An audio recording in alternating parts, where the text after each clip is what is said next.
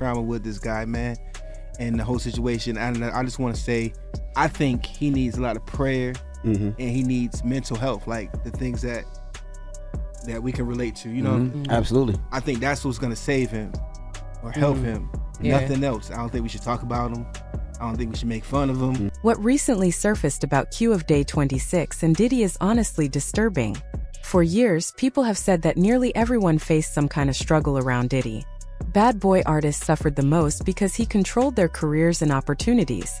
Now, Q's story has opened up a deeper level of confusion and pain, showing we still know very little. I kept trying to get in contact with him because all I wanted was an apology. All I kept saying, like, could you apologize? Like, could you just apologize for what I can't talk about right now? But I just wanted to apologize because something was wrong with me, man. Something was wrong. And like when your last Vlad interview, you could look at me and tell like something was wrong.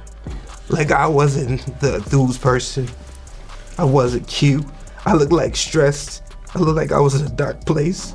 So like you could tell like something was wrong. Like he said he woke up one day and discovered a video of himself being shared, which was allegedly recorded by Diddy.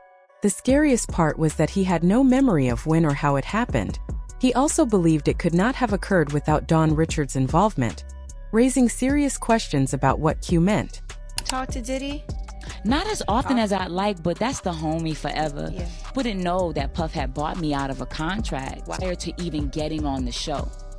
Like it wasn't I chose Puff over my group at the time. It was more of when someone does that, where I come from, you gotta respect that on a large level. So I gave loyalty to him. All his crazy, I look at things like that as loyalty. So I was loyal to him and I paid my dues back like a businesswoman should. Right.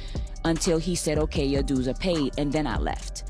If you have been paying attention since the Cassie scandal in 2023, followed by the RICO charges, you already know how deeply the industry seemed to protect Diddy. It became clear that he kept videos and files on many people he worked with, using them to control situations and hold on to power. For a long time, most assumed those recordings came from his well-known private parties, believing those involved agreed to everything without realizing cameras were everywhere. But Q's claims suggest something different. He says Diddy still gained leverage over him, even though Q was careful to protect his image. Q Mosley from Day26 rarely spoke about Diddy. When he did, he appeared nervous, emotional, and sometimes broke down in tears. I don't understand. No, it's okay, bro. I don't understand why someone would sit down and think about hurting someone. I don't know. Or laugh about it after they do it, you know. Like, I don't get it. That's why I said none of them are innocent. I'm not here to expose anybody, but none of them are innocent, man. Like, none of them are innocent. Y'all all coming after this man for millions of dollars when y'all were a part of it as well. Even during a recent group interview this year, Q appeared tense when asked whether anything inappropriate ever took place between him and Diddy. His reaction suggested lingering pain and fear.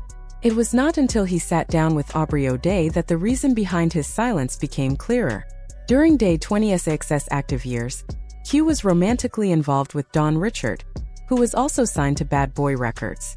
Their relationship drew attention and became part of the storyline on Making the Band. One day, Don told him she had something new for him to try.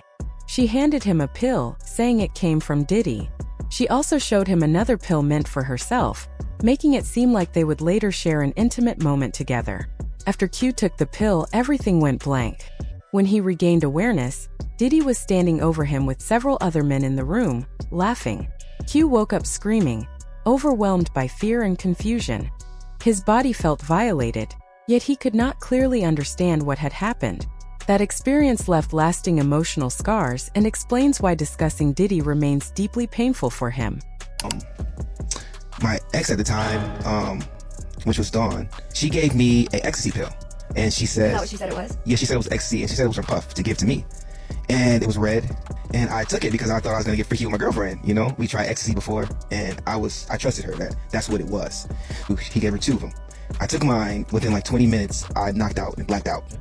I woke up in the twins' bedroom in the basement, and I woke up out of my sleep screaming very, very loud. Who are the twins? I don't know their names. You're talking about Diddy's Diddy's daughters? twins, yeah. Diddy's twins, his girls. Yeah, I woke up in their bed to cameras filming me, and they were laughing as I woke up out of my sleep, screaming. And it felt like, I'm not gonna cry.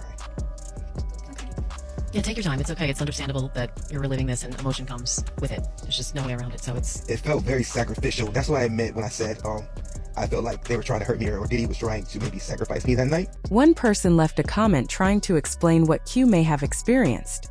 They said he was not actually asleep. Instead, his body was frozen while his awareness slowly returned. That idea seems to fit because Q said he realized something was wrong when he touched Dawn and learned the pill was nothing like a party drug. He later believed it acted more like a strong sedative meant to shut his body down. Things became even more disturbing when Q claimed Dawn never swallowed her pill. According to him, she only acted like she took it so he would feel safe. After seeing that he trusted her and took his dose, she spit hers out and signaled for Diddy to enter. Q also mentioned there were 2 red pills but only one was used. That detail stayed with him. He said the moment felt less like a shared experience and more like a cruel test. He felt treated like an object, not a person. His trust was used against him, and his openness became a weakness. After the incident, Q said his life changed in painful ways. He struggled with intense fear, racing thoughts and hearing things that were not there. His mind felt scattered, and his memory began to fade. Simple tasks became difficult. With help from doctors and people close to him, he slowly had to relearn basic habits. He described the pill as something that damaged him mentally, emotionally, and spiritually. Q was not only pointing fingers at Diddy. He strongly suggested Dawn Richards may have played a role as well. Because of that, Dawn released a public statement denying everything. She said she had never drugged anyone or given pills to anyone. She called the accusation completely untrue. She also questioned why Q would continue seeing her, bringing her around family, or keeping contact if something terrible had happened. Many people noticed problems with her response. Her words sounded similar to how victims are often questioned, asking why they stayed instead of focusing on the harm. Others pointed out that Dawn mentioned his behavior after the incident, even though Q never shared when it happened. That raised eyebrows. Soon after, her statement disappeared. Later, Diddy's former chef, Jordan, spoke up in her defense, saying Dawn was honest and suggesting Q was alone in his feelings. This only added more confusion and deepened the controversy. And also, before I forget, Dawn Richard is not a liar. Dawn's not a liar. I was in LA for a lot of stuff that happened, and I was also in New York and the Hamptons. With Dawn and Day26. It's a lot of you know, the trip where like after that Q lost his mind and he was never really the same. I was in the Hamptons. Actually forget how much that I was really around for. So yeah, Dawn Richard is not a liar, has never been a motherfucking liar. If you guys knew, okay, working for someone that weaponizes food and punishes people and not allowing them to eat or sleep and berating them and all of that, like, yeah. It seems like Q was ready to finally speak after holding on to this story for more than 20 years. When Jordan made her comments, he didn't argue or fight back. Instead, he shared a short video he had been referring to, showing exactly what happened.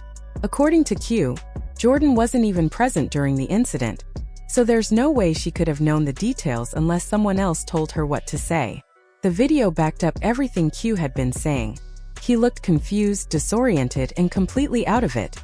Waking up in that state is terrifying, and the fact that he was soaked showed just how strong the substance was. Dawn is also seen in the video, laughing and clearly aware of her role, which must have made the moment even more frightening for him. Something else stands out in the clip.